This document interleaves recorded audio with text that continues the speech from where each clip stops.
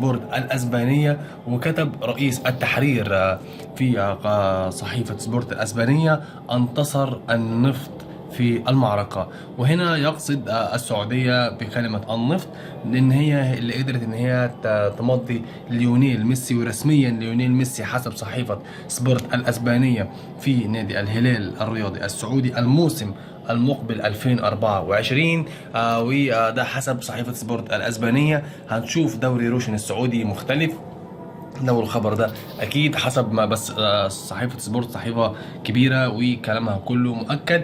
وكتبت النهارده رسميا: وقع ليونيل ميسي عقده مع نادي الهلال بعنوان النفط ينتصر في المعركه. كده شفنا مره تانية كريستيانو رونالدو السي ار 7 ليونيل ميسي في دوري مختلف مره اخرى. وفي انباء ان الدوري السعودي بيفكر ان هو يخلي عدد الفرق 20 فريق، ويكبر عدد الفرق المشاركة في الدوري السعودي بعد تواجد القيمة الكبيرة ليونيل ميسي والسي ار 7 كريستيانو رونالدو الدون كما يطلق عليه البعض. هنشوف دوري سعودي مختلف تماما السنة المقبلة بواجهة ميسي وكريستيانو رونالدو مرة تانية وجها لوجه، كلاسيكو الأرض، لكن المرة دي موجود على أراضي سعودية وأراضي عربية. يا رب تكون الحلقة عجبتكم، واللي بنزل دايما يعجبكم. وأكيد أول ما تعلن الصفقة رسميا هننزل لكم تفاصيل عن الصفقة وقيمة العقد وميسي مضى قد إيه وكل حاجة تخص الصفقة. ما تنساش اللايك والاشتراك في القناة